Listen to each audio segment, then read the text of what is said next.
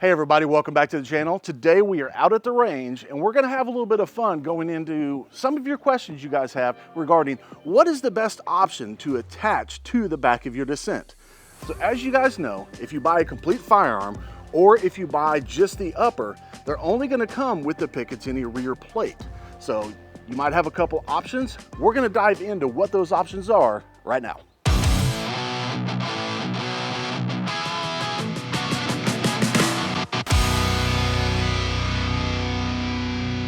All right guys, I'm about to get this set up, but real quick, before I go through all the different options, I just want to let you guys know, we have done the paperwork on this Dissent, so this is technically a registered SBR.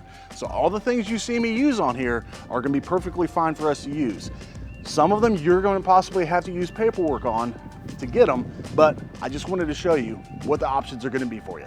Okay, our first option, since this is a registered SBR, let's go ahead and go with the stock on it. We'll see what the recoil is like on this.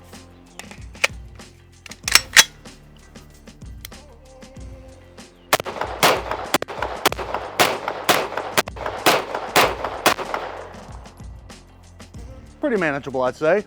Let's go ahead and move on to the brace. And because of the ATF nonsense, rule, I've got another stock here, or brace, whatever you want to call it.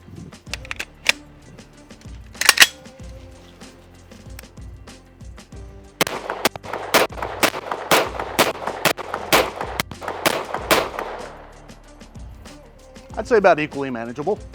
Let's go ahead and move on to the third option. All right, everybody, on this third method, we're gonna look at a method that became really popular with the HK MP5K style firearms. So fortunately, we are rocking a 9mm, so it's gonna be very similar to that. What this is gonna be is using a sling, possibly a single point or double point. You're gonna want to basically do a push-pull method. So I'm gonna go ahead and attach this sling. So this is a Magpul RSA, this is a Magpul MS4 sling. We have these available on our website. So you can go ahead and connect the sling to it. And what we're essentially gonna be doing here is this is going to keep the Dissent from being able to go too far away from us. So it's doing the pulling. I'm also gonna take and push forward on the firearm. So this is actually acting as a brace. So I'm pushing forward here. And I know we just did a little video on some zeroed stuff, but stay tuned, we have more stuff in the works here. Push the gun forward while this is helping pull it back. It's actually more stable than you think. So let's go ahead and load up a magazine and we're gonna try out the sling push-pull method.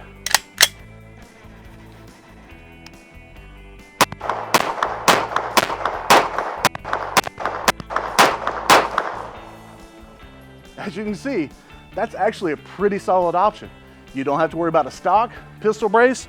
This is gonna be even more compact for you to be able to hide in whatever the place is that you would like to keep your firearm concealed. So another great option on top of the first two. One thing to note when it comes to doing a setup like this is there are a lot of slings out there available. As I mentioned, this is the MS4 by Magpul. There are a ton of options out there. You could even do this with a 2-point sling. One of the cool things about the MS4 is it does actually separate so that it can become a 2-point sling. So you can actually really take and configure this however you like.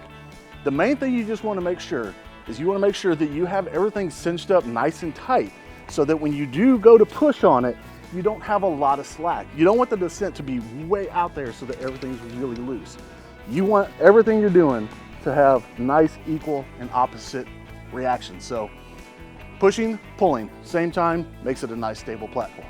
So guys, this was just a fun little video. People were asking, what is a good option? All three of these completely viable. So, as always, until next time, stay safe out there.